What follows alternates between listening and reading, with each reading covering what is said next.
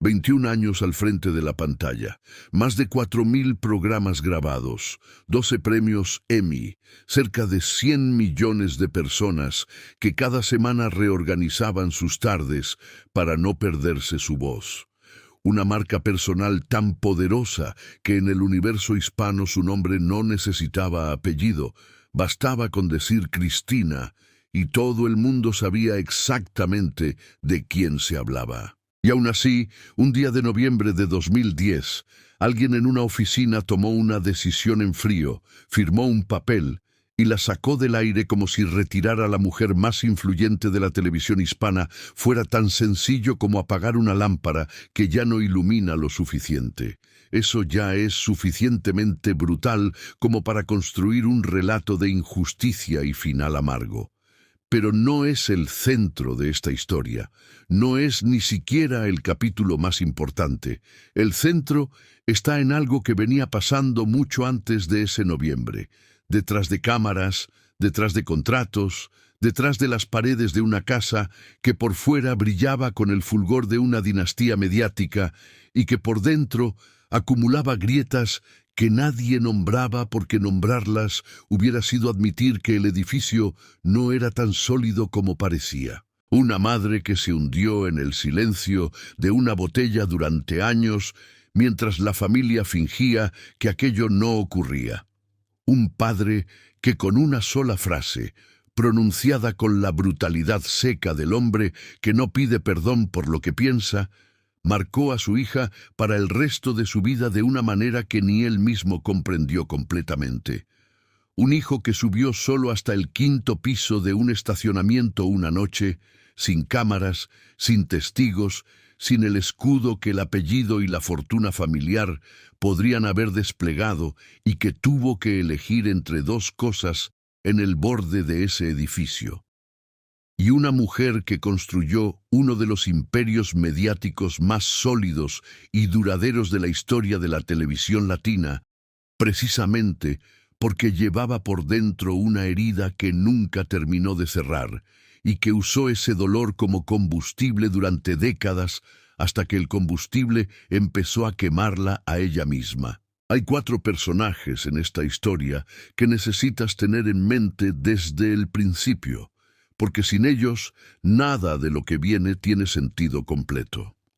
El primero es Francisco Saralegui, el padre, un hombre formado en la Cuba de la prosperidad, acostumbrado a mandar, destrozado por el exilio y suficientemente torpe en su manera de querer como para decirle a su hija más brillante que no valía la pena invertir en su futuro. Una frase que duró 50 años. El segundo es la madre, cuyo dolor silencioso enseñó a Cristina desde niña cuál era el idioma que usa una familia cuando el sufrimiento no tiene otro lugar a donde ir. El tercero es Marcos Ávila, el hombre que eligió quedarse cuando habría sido más sencillo irse, que se plantó frente a una mujer en caída libre y le hizo la pregunta que la partió en dos y al mismo tiempo la salvó de convertirse en el espejo exacto de lo que más había temido. Y el cuarto es John Marcos, el hijo que pagó con su cuerpo y su mente el precio de una infancia rodeada de todo, excepto de aquello que más necesitaba, que no era dinero ni ropa ni contactos ni viajes, sino la presencia real y constante de la mujer que lo había traído al mundo y que estaba demasiado ocupada construyendo un legado para los demás, como para estar completamente disponible para él. Esta es la historia real de Cristina Saralegui, no la que venden los homenajes de aniversario, no la que recitan los comunicados de prensa cuando alguien quiere capitalizar su nombre, no la versión suavizada y edulcorada que circula en las redes sociales cada vez que alguien decide celebrarla porque es tendencia a hacerlo.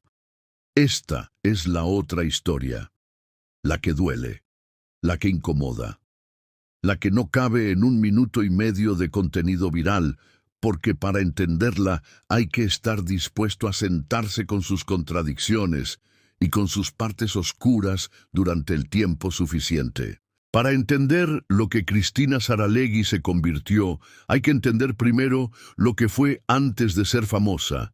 Y lo que fue antes de ser famosa es algo que la televisión rara vez muestra porque no encaja en el molde limpio y reconfortante del ídolo construido desde la nada.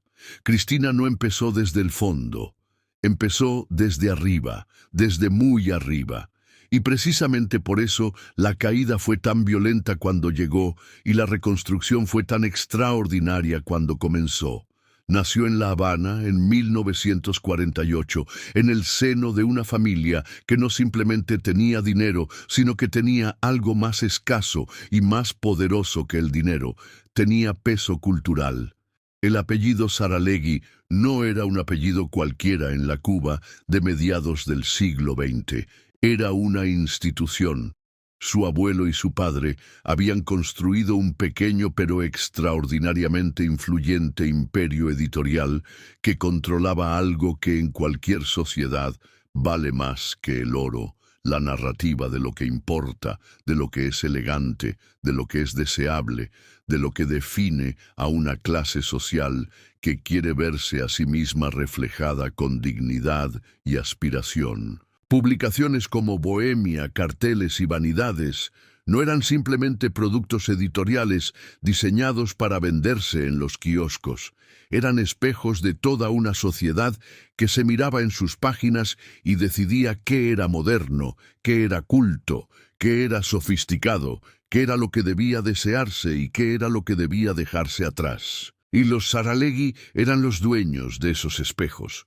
Tenían, en la Cuba de aquella época, una forma de poder que no todos los ricos tienen, la capacidad de moldear el imaginario colectivo, de decidir qué voces merecían ser escuchadas y cuáles no, de determinar la jerarquía cultural de toda una nación.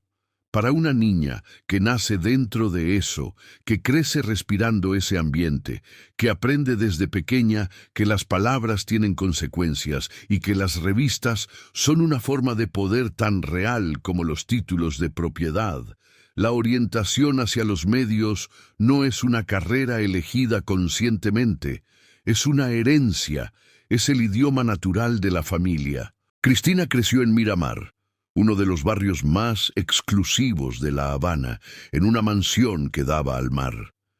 Una casa con jardines amplios, con arquitectura elegante, con salones donde la luz entraba de la manera en que la luz entra en los lugares donde el dinero no es un problema. Una infancia protegida por la certeza de que el futuro era una promesa cumplida, que el apellido funcionaba como escudo, que las cosas malas que les ocurrían a otras familias no podían tocar a una familia como los Saralegui porque había suficiente dinero, suficiente influencia y suficiente nombre para mantenerlas a distancia. Cuando eres una niña y creces dentro de un mundo así, te convences de que ese mundo es natural, que siempre estuvo ahí y siempre va a estar, que las paredes son sólidas porque nunca has visto ninguna caerse, que el suelo es firme porque nunca lo has sentido moverse, y entonces llega el momento en que el suelo se mueve, y ese primer temblor cambia para siempre la manera en que uno entiende la solidez de cualquier cosa. En 1959 llegó la Revolución Cubana, y con ella llegó la velocidad con que los sistemas que parecen eternos demuestran que no lo son. Para muchas familias cubanas el proceso fue gradual y para otras fue instantáneo, pero para todas las que pertenecían a la clase que los Saralegui representaban fue inevitable.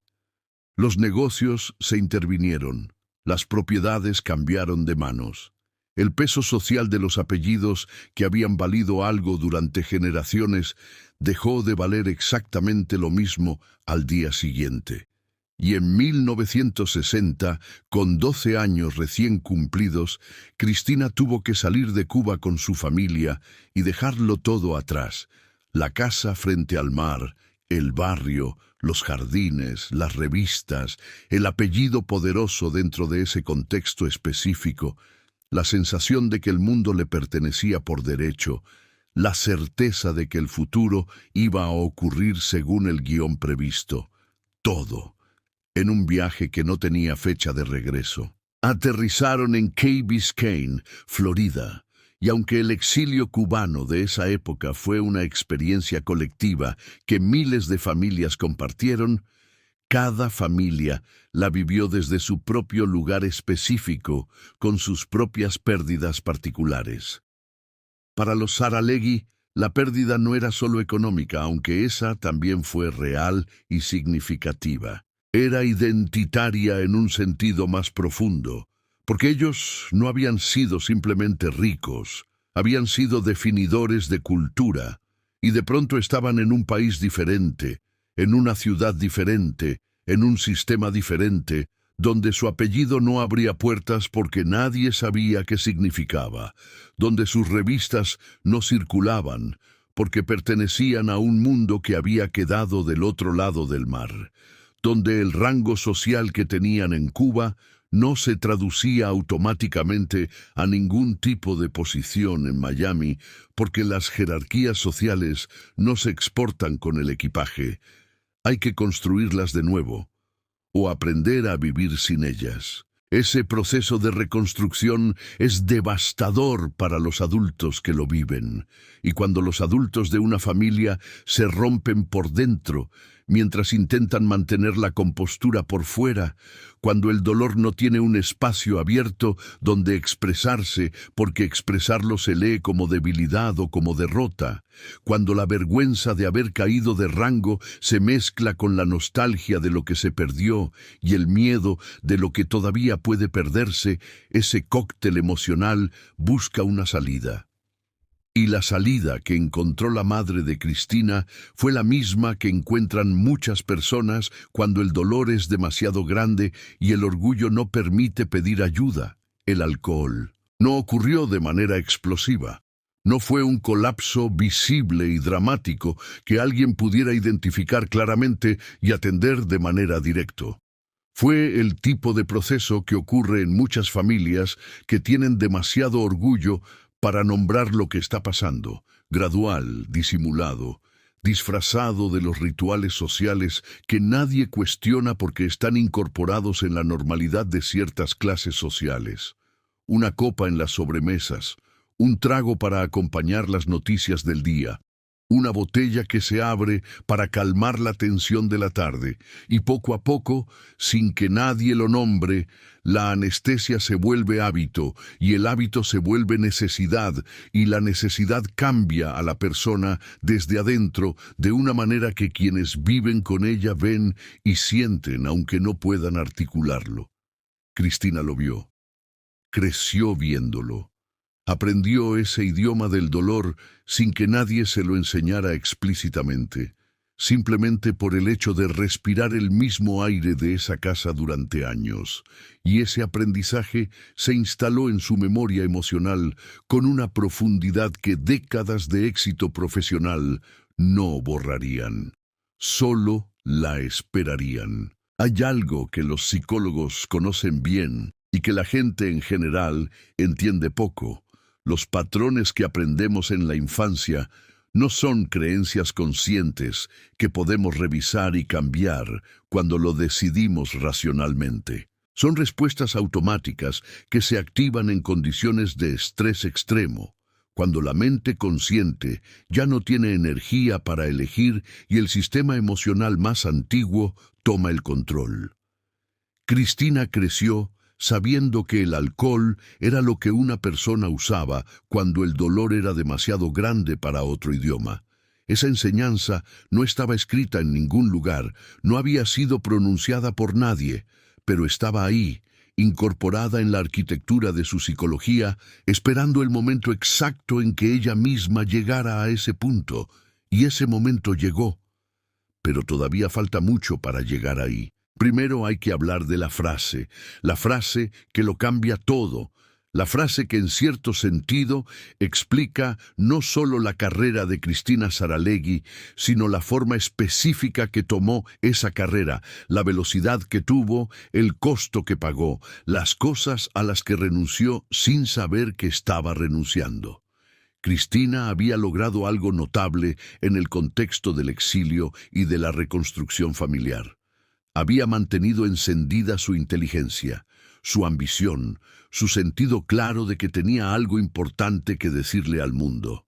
El exilio no la había apagado, la había reorientado, la había empujado hacia dentro de sí misma para encontrar los recursos que antes encontraba en el entorno, y había descubierto que tenía muchos. Entró a la Universidad de Miami con una claridad de propósito que no muchos jóvenes tienen. Quería trabajar en medios, quería escribir, quería ser parte de la conversación pública, quería continuar en su propia generación y desde su propio lugar el legado editorial que la familia había construido en Cuba. Estaba a 9 créditos de graduarse.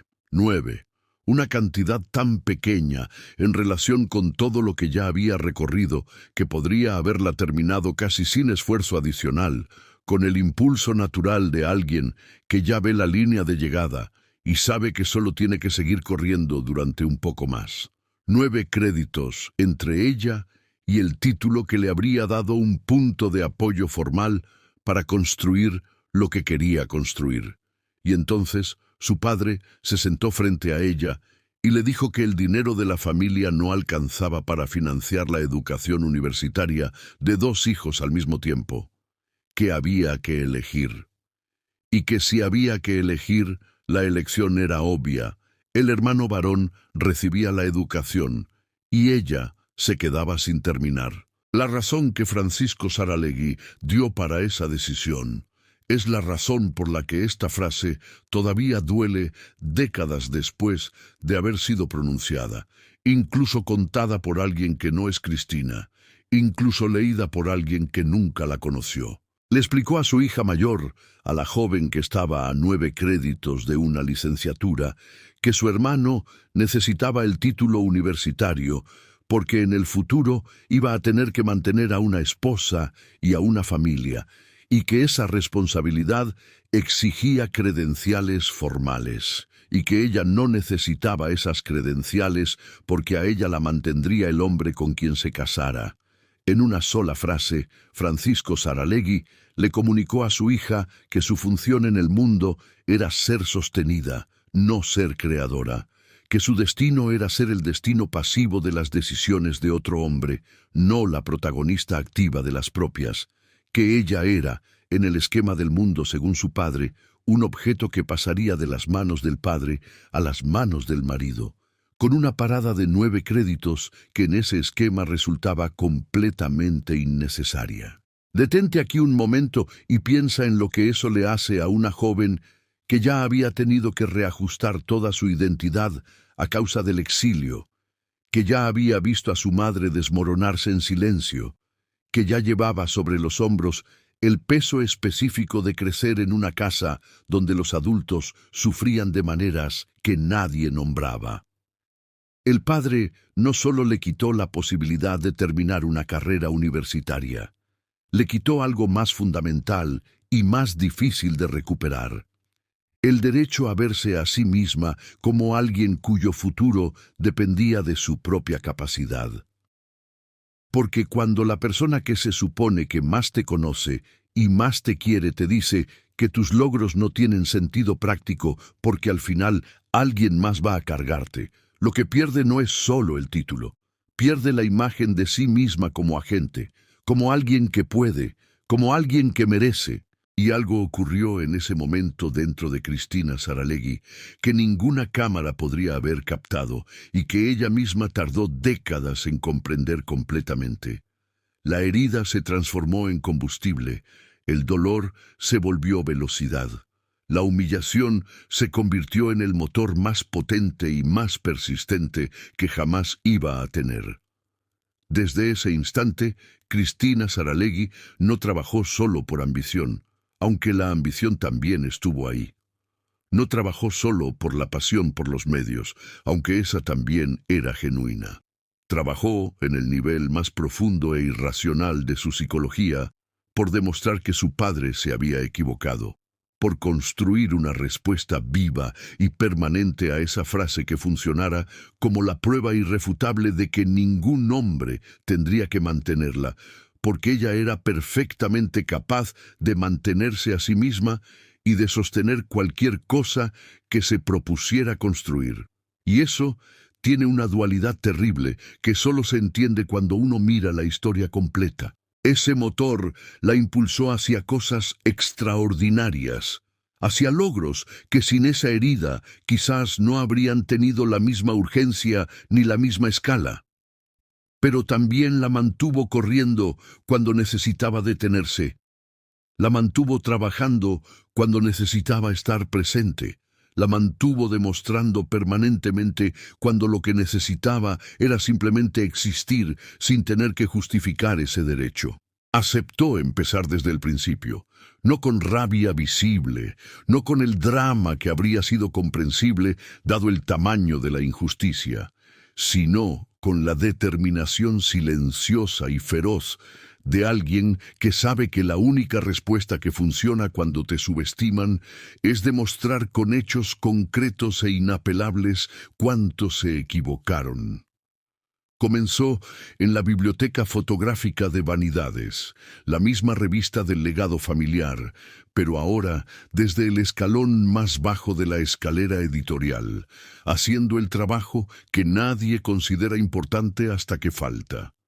El sueldo inicial era de $40 semanales. No era una cifra simbólica ni metafórica. Eran $40 reales en una ciudad real con gastos reales. Y ella los tomó porque ese trabajo era la única puerta disponible y Cristina Saralegui nunca esperó una puerta mejor cuando había una que podía cruzarse ahora mismo. También tuvo que reconstruir su español. El exilio, la adolescencia en Estados Unidos, los años en un ambiente bilingüe, donde el inglés era el idioma del poder y el español el idioma de la casa, habían dejado su escritura en castellano con costuras visibles, con la textura de alguien que piensa en un idioma y escribe en otro. Lo trabajó con la misma disciplina que habría aplicado a cualquier cosa que necesitara para avanzar. Diccionarios, lecturas, correcciones, horas adicionales que nadie le pedía pero que ella se imponía porque entendía que la excelencia en el idioma era la herramienta fundamental de cualquier carrera en medios. Y fue ascendiendo, no de manera espectacular, de la manera lenta, consistente y acumulativa con que avanzan las personas que no tienen red de seguridad y saben que no pueden permitirse caer. Escalón por escalón, absorbiendo todo lo que podía absorber en cada posición antes de moverse a la siguiente, haciendo siempre un poco más de lo que se esperaba, quedándose siempre un poco más del tiempo necesario. Para finales de los años 70, Cristina Saralegui ya no era la joven que había llegado con $40 semanales y el peso de una humillación paterna sobre los hombros. Era una figura reconocida dentro del mundo de las publicaciones en español en los Estados Unidos. Su nombre comenzaba a tener peso propio, no heredado, sino construido. No como continuación del apellido familiar, sino como resultado específico de lo que ella había hecho durante una década de trabajo sin pausa. Y en 1979 asumió la dirección de Cosmopolitan en español. Ese cargo, en esa época, en ese contexto cultural específico, no era simplemente un puesto editorial de alta jerarquía.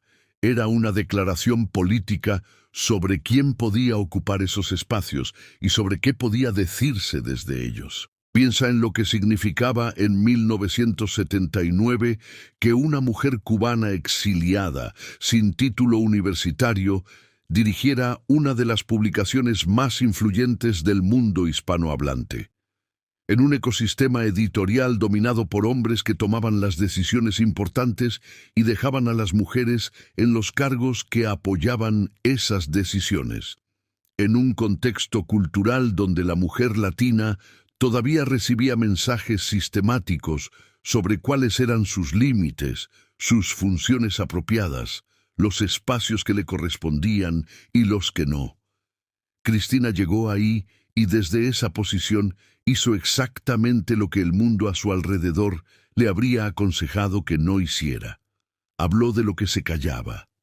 no como provocación vacía, sino como convicción genuina, alimentada por haber crecido en una casa donde el silencio era el idioma del dolor. Habló de sexualidad femenina en páginas dirigidas a mujeres latinas que habían crecido aprendiendo que su deseo no tenía derecho a nombrarse en voz alta. Habló de ambición como virtud en lugar de como defecto o como amenaza al orden natural. Habló de los cuerpos reales de las mujeres reales en un contexto que prefería la idealización a la honestidad. Habló del dinero, del poder, de la independencia económica como derechos y no como anomalías. Durante 10 años, entre 1979 y 1989, Cosmo en español bajo su dirección fue algo diferente a lo que había sido antes, un espacio donde las mujeres latinas podían verse reflejadas no como debían ser según alguien más, sino como querían ser según ellas mismas. Eso no es un mérito editorial menor.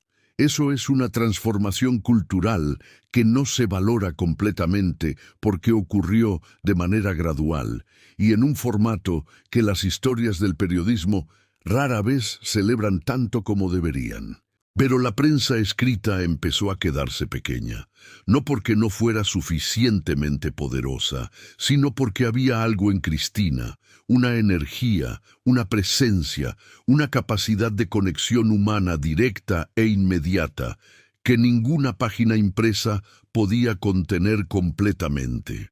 Había algo en ella que necesitaba la dimensión en tiempo real, la mirada directa, el intercambio vivo con el otro.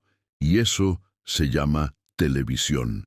La oferta llegó en 1989 cuando Univisión le propuso un talk show, un programa semanal con su nombre, un espacio donde ella no solo escribiría las ideas, sino que las encarnaría frente a la cámara, semana tras semana, durante lo que resultó ser más de 2 décadas. La propuesta tenía riesgos reales que no deben minimizarse para entender lo que significó que funcionara.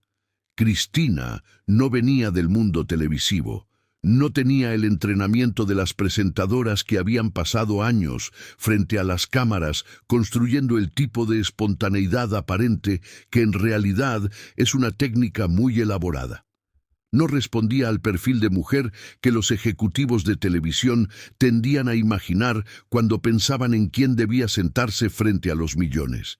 Tenía carácter propio, opiniones firmes, una presencia que no era domesticable fácilmente, un cuerpo real y una voz que no pedía permiso. Todo eso que en el imaginario de la televisión convencional se lee como riesgo, en manos de Cristina se convirtió en la razón exacta de que funcionara tan brutalmente bien. El show de Cristina arrancó y creció con una velocidad que sorprendió incluso a los que habían apostado por él.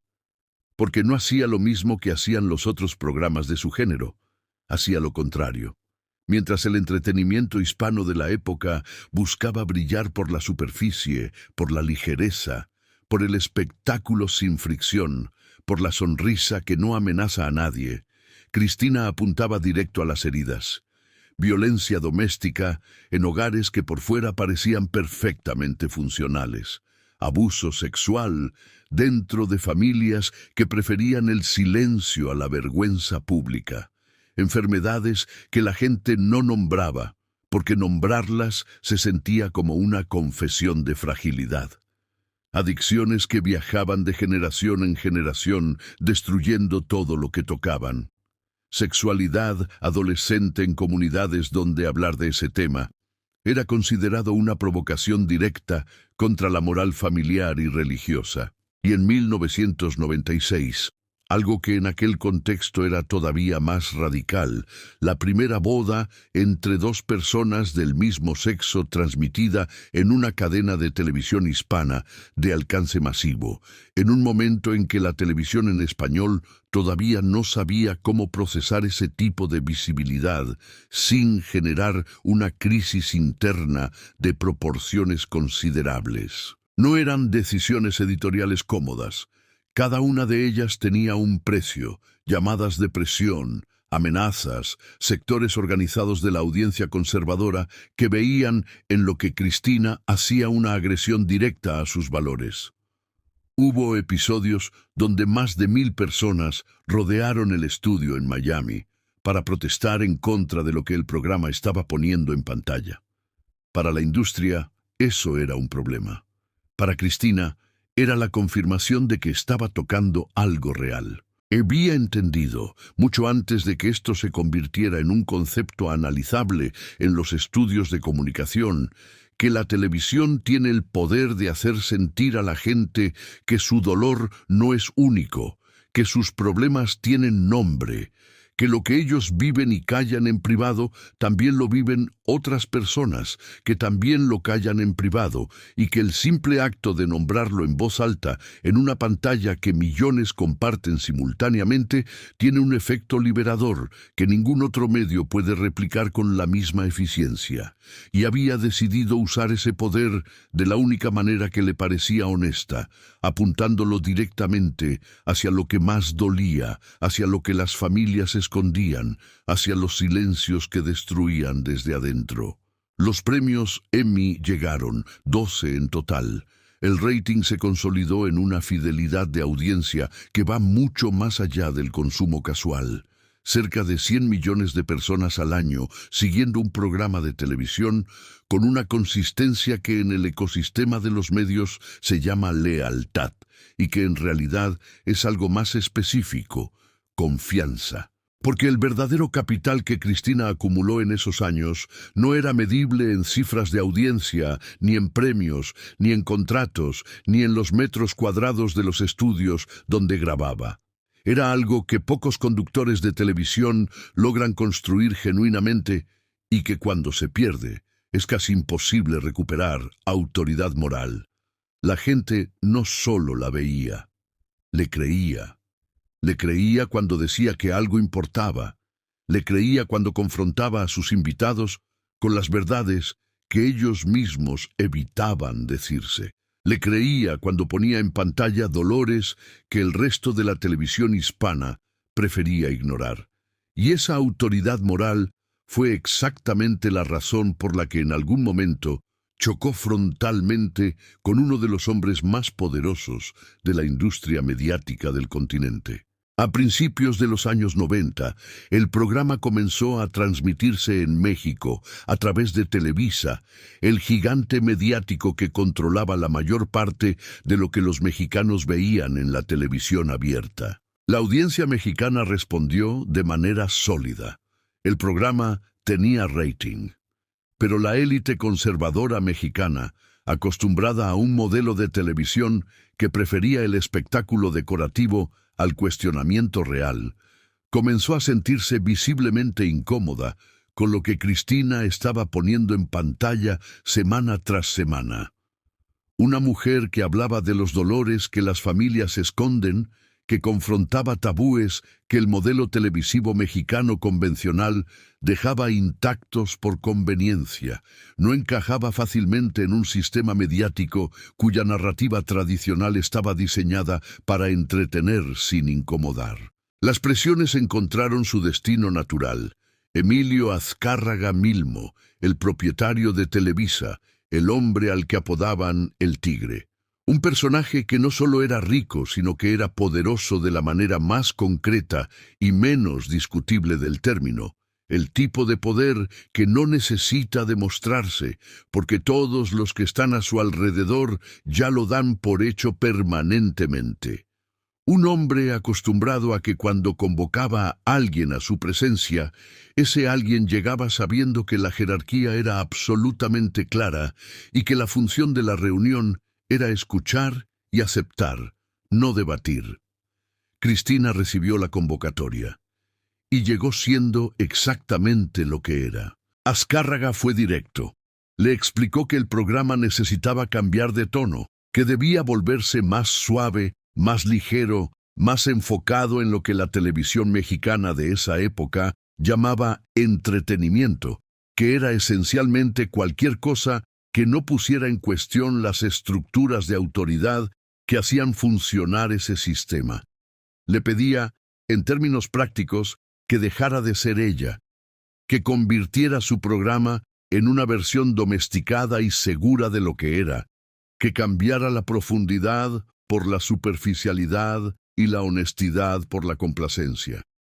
Todo a cambio de seguir teniendo acceso a la plataforma más grande de la televisión mexicana. Cristina respondió desde el mismo lugar de donde siempre respondía cuando alguien le pedía que se encogiera.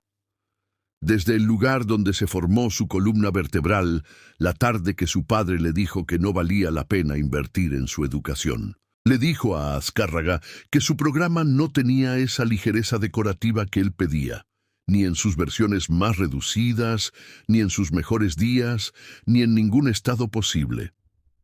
Le explicó que lo que ella hacía reflejaba la realidad de los hispanos en los Estados Unidos, que esa realidad no era ni cómoda ni decorativa, y que si esa realidad le resultaba incómoda a la cadena tenía la opción de no transmitirlo, sin negociación de principios, sin concesiones de fondo, sin la reverencia que el protocolo de ese tipo de reuniones habitualmente exigía. Dicen que Azcárraga soltó una carcajada, no de victoria, porque no había ganado, de genuina sorpresa, porque estaba acostumbrado a una cosa y acababa de encontrarse con su contrario exacto. El programa cambió de señal dentro de la estructura de Televisa, no cambió de contenido, y siguió creciendo. Cristina había ganado esa batalla de la única manera en que se ganan las batallas que realmente importan en el largo plazo, sin ceder nada de lo esencial, sin intercambiar quién era por lo que el sistema le ofrecía si aceptaba ser alguien diferente. Y sin embargo, mientras ganaba esa guerra pública y visible, que tenía testigos y que quedó registrada en el anecdotario de la industria, otra estaba ocurriendo en un espacio donde ninguna cámara tenía acceso, una guerra doméstica, íntima, del tipo que no genera titulares, pero que cobra más que cualquier contrato roto o cualquier batalla editorial. Una guerra contra los patrones heredados, contra los efectos colaterales del éxito construido a una velocidad que no deja tiempo para nada, que no sea el siguiente objetivo, contra la trampa específica de las personas que convierten el trabajo en identidad y descubren demasiado tarde lo que eso les costó en el territorio donde nadie aplaudía porque nadie estaba mirando. Antes de llegar a esa guerra, es necesario hablar del primer matrimonio de Cristina, porque ese matrimonio es la primera evidencia de algo que va a repetirse como un patrón claro a lo largo de toda su historia. Su incapacidad constitutiva de encogerse para hacer sentir más grande a quien tiene al lado. Se casó siendo joven con Tony Menéndez y tuvo una hija, Cristina Amalia, a quien todos en la familia llamaban Titi. Durante un tiempo, la estructura del matrimonio funcionó porque la carrera de Cristina todavía no había alcanzado la escala y la velocidad que tendría después, porque el desequilibrio todavía era manejable, porque la ambición era visible pero todavía no dominante en la ecuación doméstica. Pero la carrera fue creciendo, las oportunidades fueron llegando, las exigencias fueron aumentando.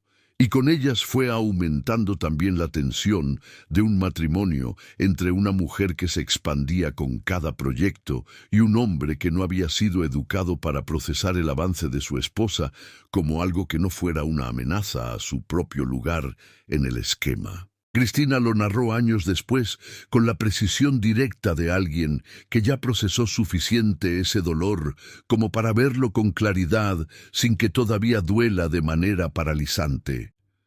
Dijo que el matrimonio se fracturó porque él no tenía ambición y ella sí. Hay algo en esa frase que parece simple, pero que en realidad es muy densa. No solo describe una incompatibilidad de temperamento.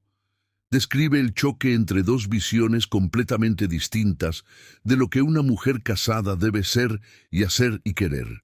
Él no era un villano, él era un producto de la misma cultura machista que había producido a su padre. Una cultura que había diseñado un guión muy claro para las mujeres casadas, un guión donde la ambición femenina y la velocidad de avance profesional eran variables que el marido no tenía que celebrar sino tolerar, y donde tolerar tiene un límite que Cristina excedió.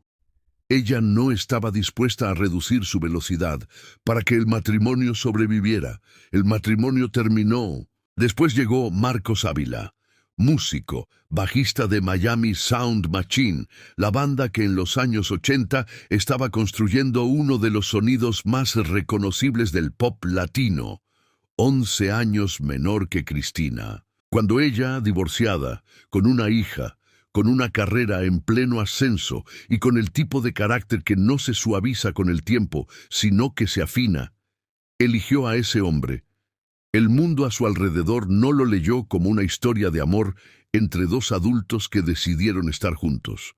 Lo leyó como otro acto de insolencia, como otra vez una mujer saliéndose del guión establecido sobre cómo debe vivir su vida una mujer divorciada, de cierta edad, en cierto contexto cultural. Y su padre, el mismo hombre que le había negado la posibilidad de terminar su carrera universitaria porque consideraba que su único destino era ser mantenida económicamente por alguien, emitió otro veredicto. Dijo que ese matrimonio no duraría ni 5 años, y lo dijo con la seguridad del que cree que conoce los límites de su hija mejor que ella misma. Cristina respondió exactamente como respondía cuando alguien la subestimaba de una manera que activaba esa capa más profunda de su carácter. Le dijo a su padre que si el matrimonio duraba 5 años, esos 5 años serían extraordinarios. Duró más de 4 décadas. Y Marcos Ávila no fue solo su compañero romántico. Fue su socio estratégico, su aliado más cercano, la persona que en determinados momentos entendió el valor de lo que ella representaba incluso antes de que ella misma lo articulara plenamente. Cuando Univisión intentó pagarle menos de lo que su nombre y su audiencia justificaban, fue Marcos uno de los que más claramente le señaló que su nombre no era un bien que se regala a quien ofrece menos, sino un activo que debe valorarse según lo que realmente representa. Juntos construyeron algo concreto, tangible, real. Empresa, estudios de producción, contratos, estructura financiera. Todo lo que el padre había considerado imposible para ella. Todo lo que la frase de los 18 años había declarado innecesario. Cristina lo construyó de todas formas. Pero hay una trampa específica en las victorias que se construyen desde una humillación original que nunca se cerró completamente.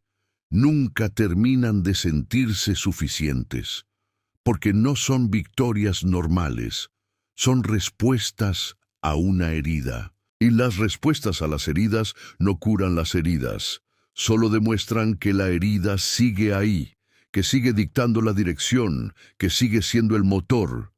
Cristina siguió corriendo. Más proyectos, más compromisos, más horas, más programas, más presencias fuera de la casa. Una maquinaria que una vez construida exige ser alimentada constantemente porque el momento en que uno se detiene es también el momento en que las preguntas que el movimiento silenciaba empiezan a hacerse audibles. Hay una ironía oscura y profunda en el hecho de que la mujer que durante 21 años habló públicamente y de manera sistemática sobre los costos invisibles de la vida familiar, que confrontó a sus invitados con las consecuencias específicas de priorizar la imagen de la familia perfecta sobre la presencia real dentro de ella, viviera en su propia casa una versión de exactamente eso. No porque fuera hipócrita. La hipocresía implica intención y conciencia.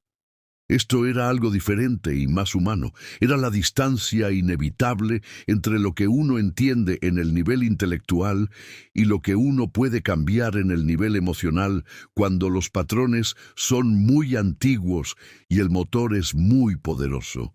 Cristina sabía que el trabajo excesivo tenía un precio doméstico y siguió trabajando de manera excesiva, porque detenerse significaba dejar de demostrar.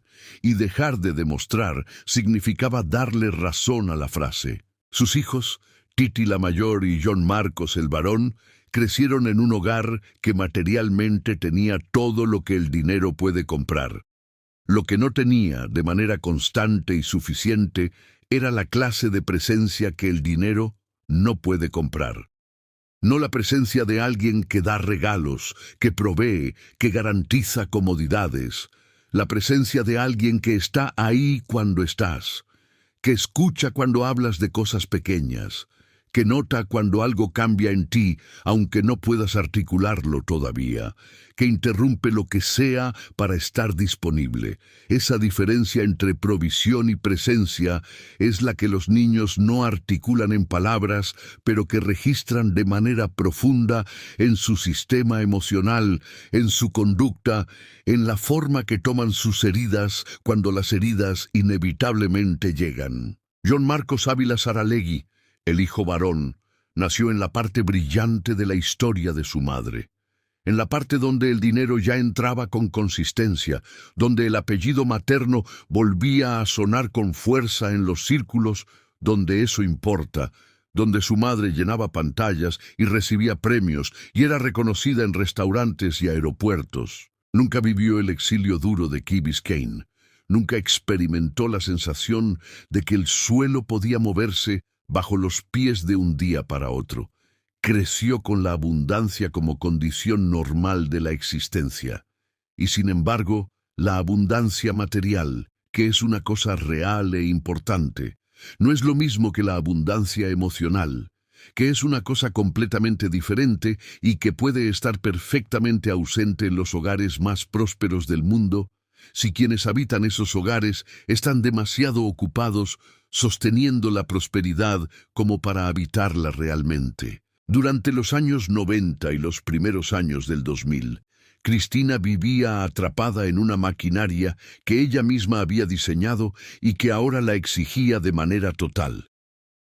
Más de 4.000 programas no se producen con una agenda equilibrada y unas horas de trabajo razonables. Se producen con noches cortadas, con vuelos tomados en madrugadas, con reuniones que absorben los sábados, con cumpleaños que se convierten en llamadas apresuradas porque hay que estar en otro lugar, con conversaciones que se aplazan indefinidamente porque siempre hay algo más urgente que atender, con la sensación permanente de que el trabajo puede esperar cualquier otra cosa, pero que cualquier otra cosa no puede esperar el trabajo. Y mientras la audiencia la veía como la mujer que podía con todo, que entendía a todo el mundo, que tenía la respuesta correcta para cada tipo de dolor ajeno que le presentaban, en su propia casa, un muchacho crecía con más habitaciones que conversaciones, con más comodidades que presencias, con más garantías materiales que atención emocional real. John Marcos fue creciendo en medio de eso. No en la pobreza ni en el abandono, en ningún sentido convencional de esas palabras, sino en algo más difícil de detectar y de nombrar. En la falta de una mirada constante, de ese tipo de atención que no se reemplaza con regalos, porque no es material sino temporal, el tiempo de alguien que está completamente presente, sin teléfono, sin agenda, sin la mitad de la mente en la próxima grabación. Las señales empezaron a aparecer, cambios de humor que podían leerse como adolescencia, oscilaciones que podían interpretarse como etapas, una oscuridad que llegaba y se iba y que en una casa muy ocupada era más fácil dejar pasar que detener todo para investigarla. Esa es una de las trampas más crueles del dolor que crece en silencio dentro de los hogares que funcionan. Imita cosas que no son urgentes para que nadie intervenga hasta que ya la urgencia es imposible de ignorar. Tenía 19 años cuando el peso acumulado de todo lo que venía ardiendo por dentro encontró un desencadenante visible y concreto, el final de una relación sentimental, una ruptura. El tipo de dolor que para ciertos jóvenes pasa como una estación y para otros abre el acceso a un abismo que estaba esperando exactamente ese momento de vulnerabilidad para mostrarse en toda su profundidad. Para John Marcos fue lo segundo, y una noche, sin avisar a nadie, subió solo con su coche hasta el 5.º piso de un estacionamiento. Solo, en silencio, con el borde arriba y el vacío abajo, y la decisión en el medio. Hay imágenes que no necesitan elaboración narrativa adicional para golpear con toda su fuerza, porque ya contienen todo lo necesario en su simplicidad brutal. El hijo de la mujer que durante años le enseñó a millones de personas que el dolor tiene nombre y que nombrarlo es el primer paso para salir de él. Parado solo en ese borde, toda la fortuna familiar, todos los contactos, todos los premios, el apellido, el acceso a los mejores médicos del mundo, si alguien pudiera llamarlos a tiempo. Todo absolutamente inútil en ese instante específico. Porque hay tipos de dolor ante los cuales el poder no tiene acceso. Hay momentos donde lo que una persona necesita no puede comprarse, ni influenciarse, ni negociarse. Y en ese momento Cristina Saralegui no era la reina de la televisión hispana, ni la mujer que había ganado 12 premios Emmy, ni la persona que había enfrentado a Emilio Azcárraga sin temblar. Era simplemente una madre que no sabía que su hijo estaba ahí. John Marcos no dio el último paso. Algo lo detuvo. No sabemos qué exactamente. Quizás un instinto de preservación que actúa por su cuenta cuando la mente consciente ya no puede. Quizás un pensamiento que no terminó de completarse. Quizás el simple hecho de que la vida a veces ejerce su propia resistencia en los momentos más críticos de maneras que no entendemos hasta mucho después. Bajó del estacionamiento, encendió el coche, manejó hasta el Hospital Larkin, que estaba cerca de la casa familiar, y entró por su propio pie al área de psiquiatría. Firmó su propio ingreso. 19 años. Solo, sin que nadie lo llevara, sin que nadie lo encontrara, sin que la intervención viniera desde afuera. Él mismo tomó la decisión de que si no buscaba ayuda esa noche, podía no tener más noches. Y cruzó la puerta. El diagnóstico que llegó fue trastorno bipolar.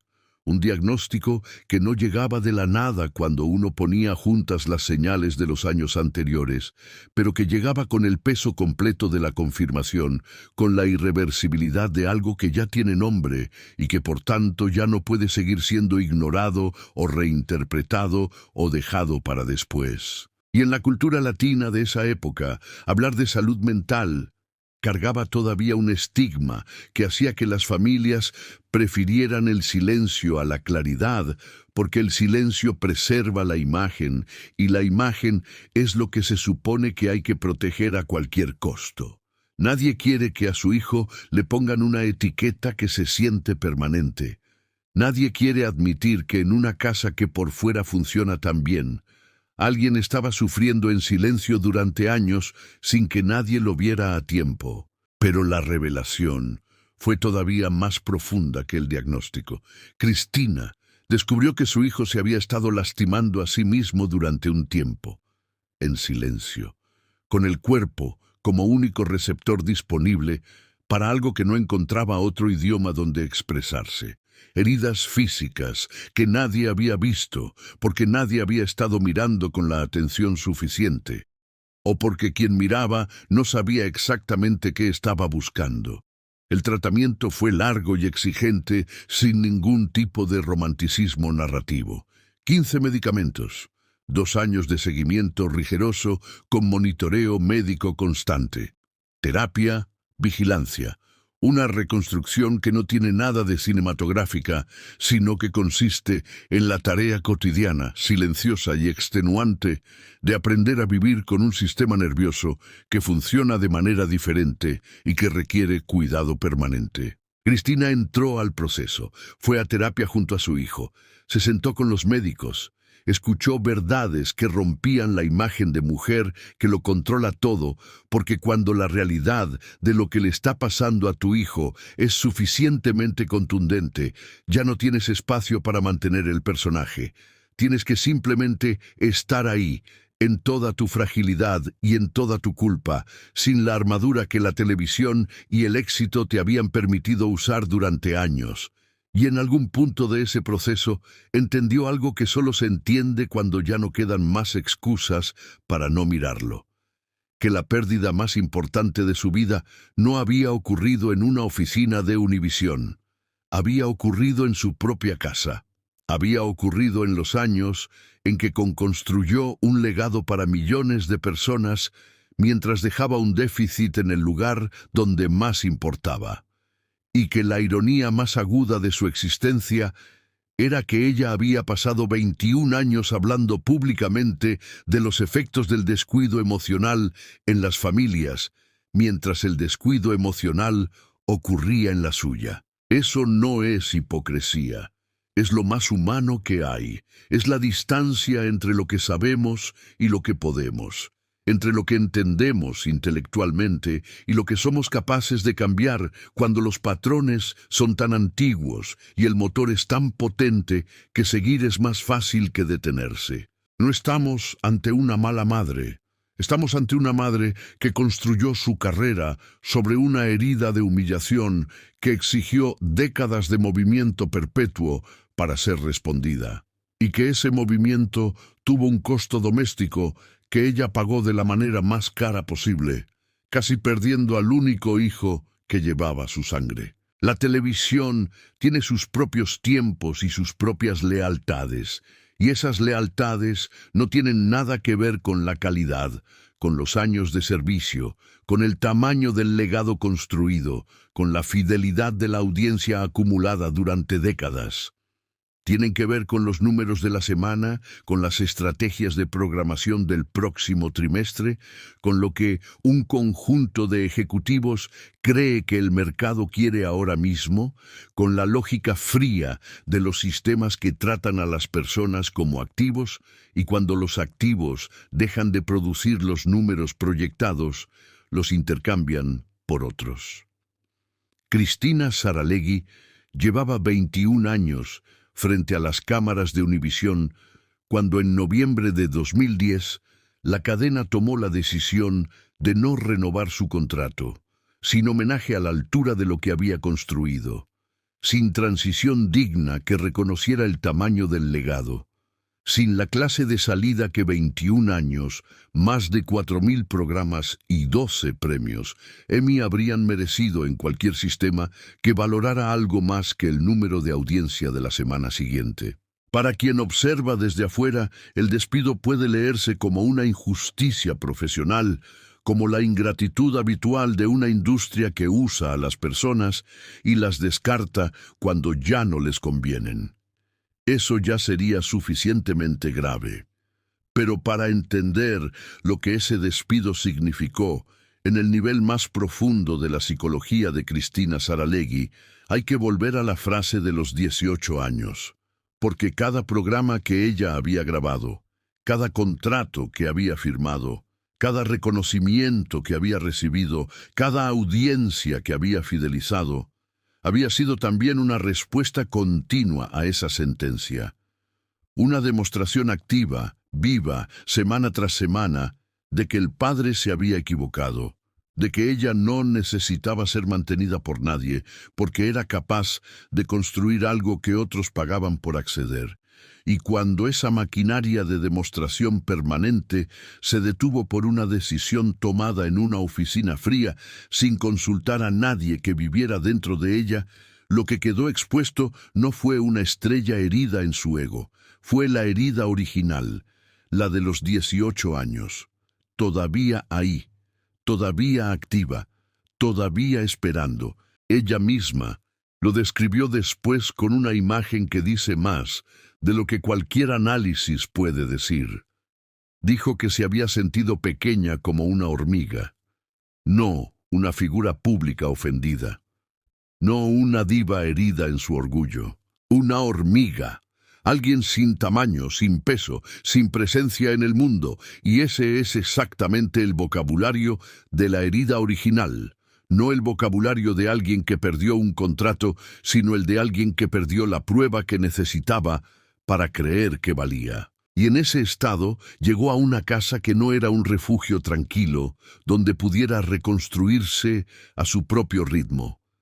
Era una casa que todavía cargaba el miedo latente por la salud mental de John Marcos, la culpa que no termina de procesarse por los años en que el dolor de él creció mientras ella grababa, el cansancio acumulado de décadas de trabajo sin pausa real, sin el programa para esconderse dentro de él, sin la rutina feroz que llenaba cada hora y silenciaba las preguntas que uno no quiere escucharse hacer, sin la ilusión sostenida durante años de que el movimiento perpetuo era equivalente a estar bien.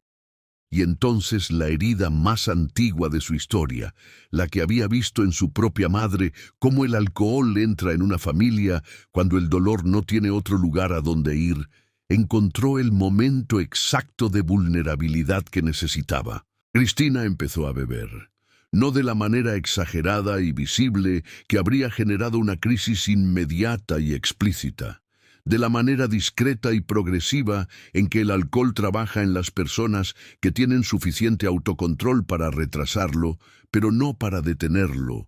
Una copa para amortiguar la angustia de la tarde, otra para poder conciliar el sueño, una más para no pensar en lo que había ocurrido, en lo que no había hecho, en lo que todavía podía perderse.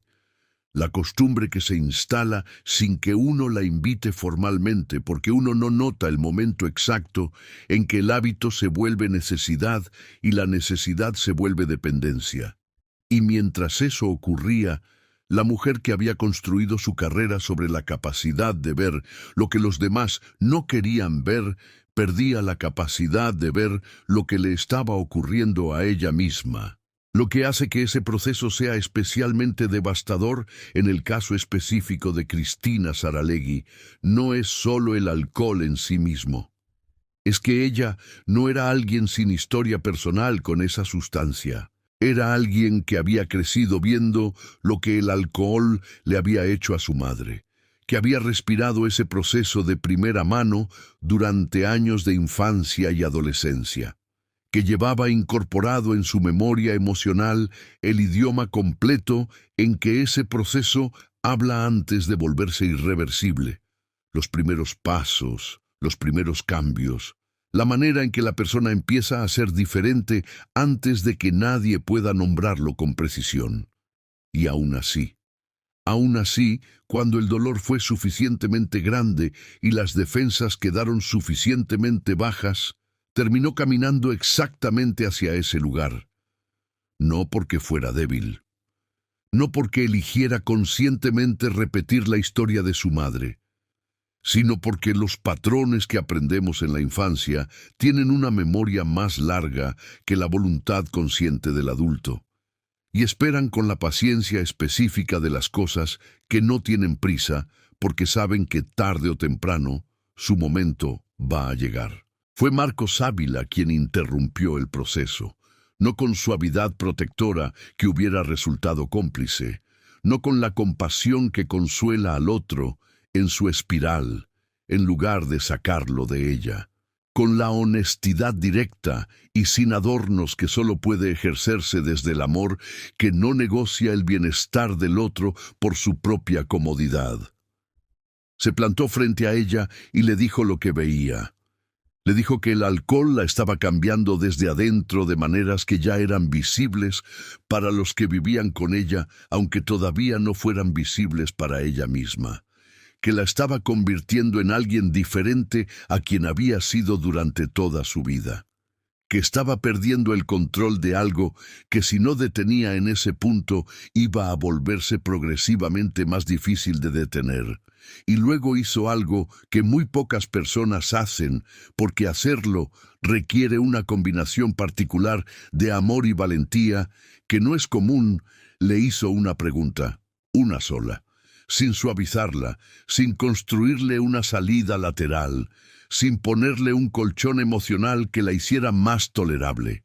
Le preguntó cómo quería que el mundo la recordara, si como la gran comunicadora y periodista que había sido durante décadas, o como algo que ella misma habría sentido como la traición más profunda y más irreversible de su propia historia. No hay manera de escapar de una pregunta así cuando viene de la persona correcta, en el momento correcto, porque no le estaba hablando al personaje. Le estaba hablando a todas las capas que había debajo del personaje, a la niña que había visto caer a su madre, a la joven que había jurado no repetir ese patrón, a la mujer que durante 21 años había mirado de frente a otras personas y las había ayudado a nombrar lo que más les costaba admitir de sí mismas. En esa pregunta estaba condensado todo el pasado y todo el peso de lo que todavía podía perderse. Y Cristina eligió cortar, eligió salir de ese ciclo antes de que el ciclo la definiera de manera permanente e irreversible. No fue una victoria con luces y aplausos, fue una victoria de las que ocurren en silencio, a solas, frente a un espejo, cuando uno decide que hay cosas que no está dispuesto a convertirse, aunque el camino para no convertirse en ellas duela considerablemente. El camino que vino después no fue un proceso suave ni lineal. Las recuperaciones reales casi nunca lo son, y la vida no le concedió un período de calma para reconstruirse a su ritmo. En 2017, su hermano menor, Iñaki Saralegui, entró en una crisis de salud que se prolongó durante 5 meses de hospitalización. Hay que detenerse un momento para entender lo que Iñaki representaba en la historia emocional de Cristina, porque para comprenderlo no es suficiente con el parentesco biológico. Iñaki era compañero de exilio. Era el hermano con quien había compartido la experiencia específica de ser arrancada de un mundo y tener que construir otro desde cero en un país diferente. Era testigo vivo de todo lo que habían vivido juntos cuando los Saralegui perdieron La Habana. Era parte de la estructura emocional que quedaba del apellido cuando la mayor parte de lo que ese apellido había representado ya había desaparecido en la historia, y ahora estaba hospitalizado. 5 meses de pasillos de hospital, de espera, de esa esperanza que uno se niega a abandonar aunque el cuerpo del otro esté enviando señales que ya son muy difíciles de interpretar de manera optimista. Y luego, la pérdida definitiva, un trasplante de hígado que no logró lo que necesitaba lograr.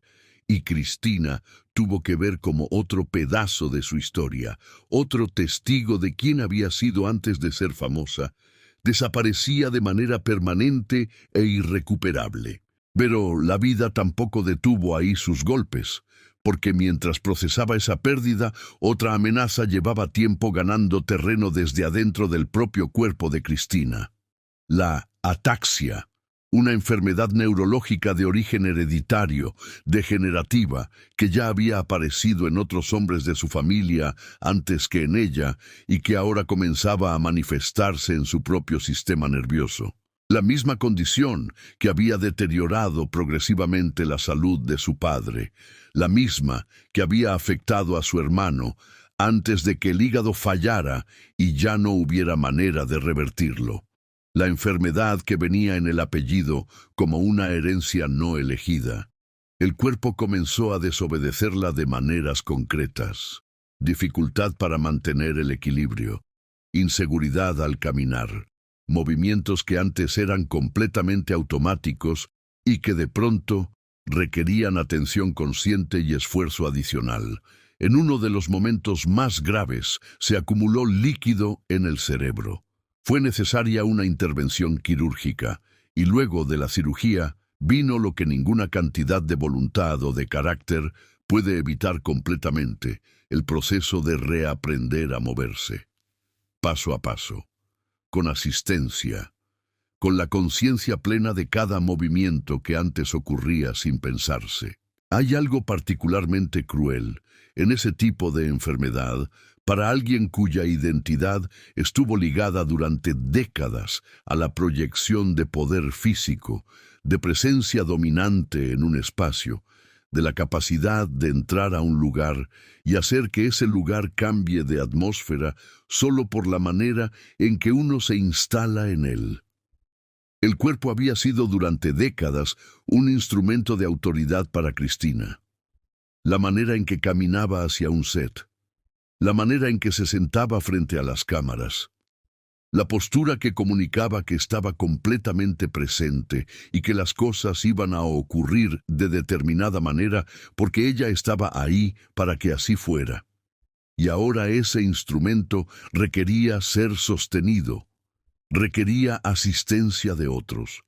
Requería que la vulnerabilidad física fuera visible de maneras que no podían ocultarse detrás de una buena producción ni de un vestuario cuidado. Para alguien cuya identidad había estado ligada desde los 18 años a la demostración de capacidad y autosuficiencia, eso es una forma de crisis que va mucho más allá de lo físico. Es una crisis del relato que uno tiene sobre sí mismo. Y sin embargo, hubo un momento específico en ese periodo que lo dice todo sobre el núcleo más profundo del carácter de Cristina Saralegui. En 2017, ese mismo año de la muerte de su hermano y del avance de la enfermedad, regresó a las instalaciones de Univisión para una visita especial. Regresar a ese edificio no era un acto neutral. Era regresar al lugar que la había descartado después de 21 años, al espacio donde durante 2 décadas ella había sido la protagonista indiscutible y que un día, con la eficiencia fría de los sistemas que tratan a las personas como recursos, había decidido que ya no la necesitaba. Dado su estado físico en ese momento, la opción práctica, razonable, lógica y médicamente prudente era entrar en silla de ruedas. Era lo que protegía su cuerpo, era lo que nadie podría haber cuestionado dado el contexto, y Cristina dijo que no, dijo que prefería morir antes de entrar a Univisión en silla de ruedas. Con esas palabras exactas, con esa brutalidad directa que no necesita suavizarse para entenderse. No es vanidad superficial lo que hay detrás de esa decisión. Es algo más antiguo y más profundo. Es la negativa absoluta de darle a quienes la habían descartado la imagen de una mujer completamente vencida. Es la insistencia de que si regresaba a ese espacio, regresaba en sus propios términos, aunque esos términos le costaran un esfuerzo físico considerable. Entró caminando, con dificultad visible y sin ocultarla completamente, con cada movimiento consciente, pero caminando. Y en ese gesto hay una síntesis perfecta de toda su historia. La niña, a quien dijeron que no valía la pena invertir en su educación.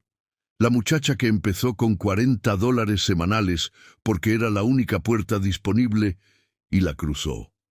La mujer que le dijo al hombre más poderoso de la televisión mexicana que si sus condiciones no le convenían, él tenía la opción de quitarla. La misma que se enfrentó a la adicción y la cortó porque no estaba dispuesta a convertirse en la repetición exacta de lo que más había temido. La misma que había aprendido, a fuerza de golpes sucesivos y de años de procesamiento, que la dignidad no es negociable en función de la comodidad. Mientras todo esto ocurría en la vida real de Cristina Saralegui, Internet hacía con su nombre lo que suele hacer con las figuras femeninas que envejecen fuera de los reflectores principales. Inventar versiones de su declive que fueran satisfactorias para quienes consumen ese tipo de narrativa. Circularon versiones de que estaba completamente incapacitada por la enfermedad, que había perdido toda la fortuna acumulada durante décadas, que vivía en condiciones de miseria que contradecían el relato de éxito, que el alcohol finalmente la había destruido sin posibilidad de recuperación, que la enfermedad la tenía confinada sin perspectiva de mejora. Algunas personas incluso reportaron su muerte con la misma ligereza irresponsable con que las redes sociales a veces deciden que alguien ya no existe porque dejó de ser visible en el formato que a ellas les resulta conveniente.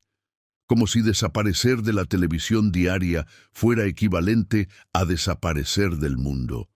Como si una mujer que ya no está en pantalla, ya no tuviera historia, ya no tuviera vida, ya no fuera real en ningún sentido que importe. La realidad apareció con toda su claridad en enero de 2024, cuando Cristina Saralegui cumplió 76 años y eligió el momento y el espacio de su reaparición pública con la misma precisión estratégica que siempre la caracterizó.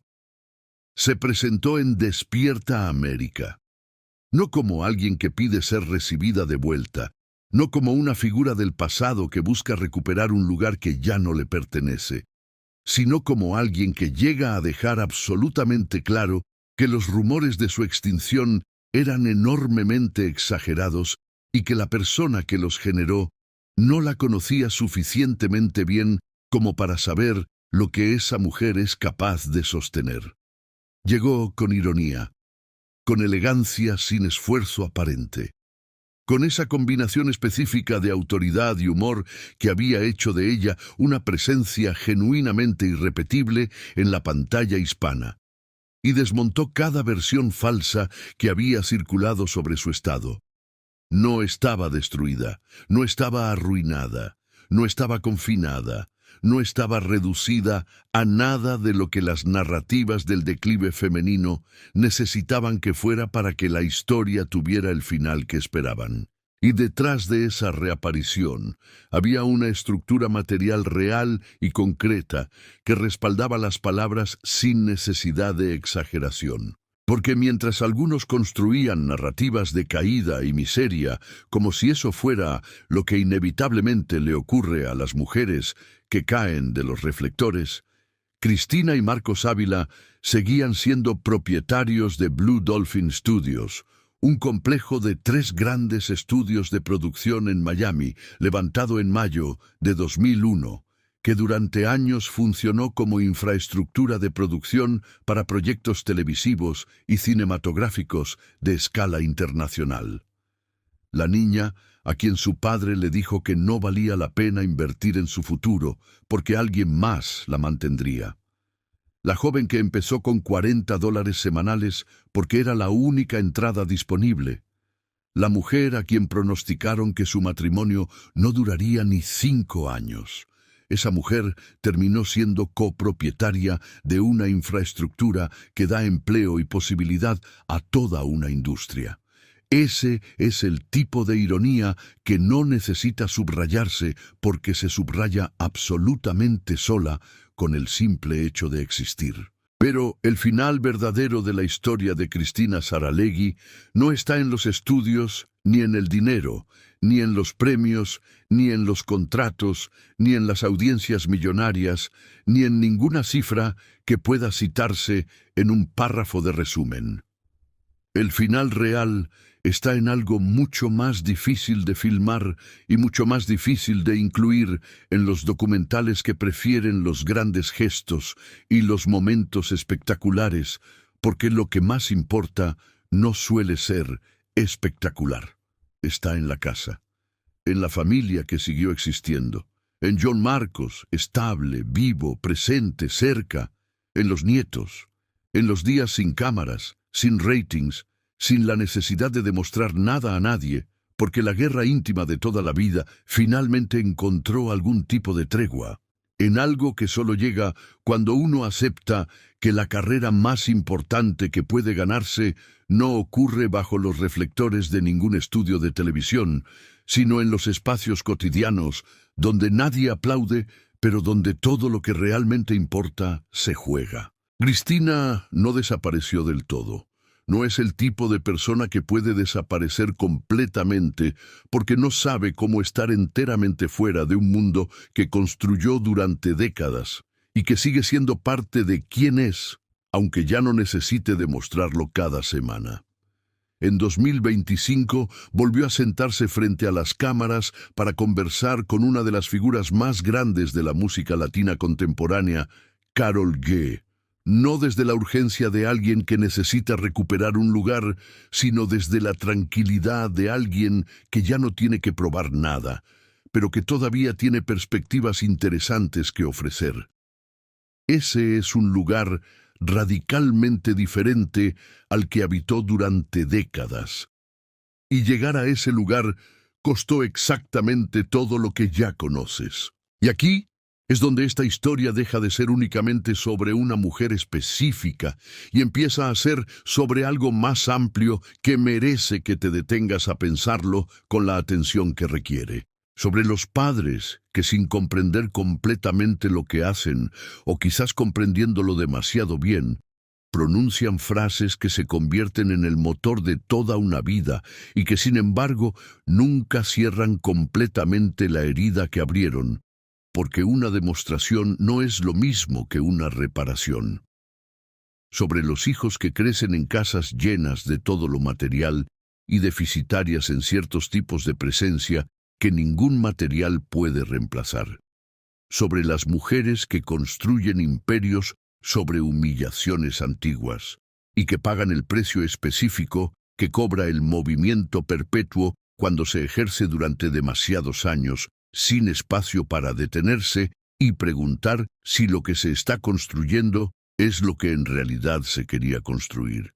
Sobre los patrones de dolor que viajan entre generaciones como si fueran parte del apellido, incorporados en la biología familiar, reactivados en condiciones de vulnerabilidad, capaces de esperar décadas para manifestarse en la persona que creía que había escapado de ellos. La pregunta que esta historia planta sin responderla definitivamente es ¿qué habría ocurrido si alguien, en el momento exacto y correcto, le hubiera dicho a Cristina Saralegui que podía detenerse sin que eso significara darle razón al padre? Que su valor como persona no era función de su producción continua, que la herida que la hacía correr no iba a cerrarse con más carreras ganadas, sino con otro tipo de trabajo más difícil e invisible, que sus hijos necesitaban su tiempo real, no sus logros reales, que la persona más inteligente para ver el dolor ajeno puede ser simultáneamente la más ciega para ver el propio, cuando ese propio dolor es el motor de todo lo que uno es.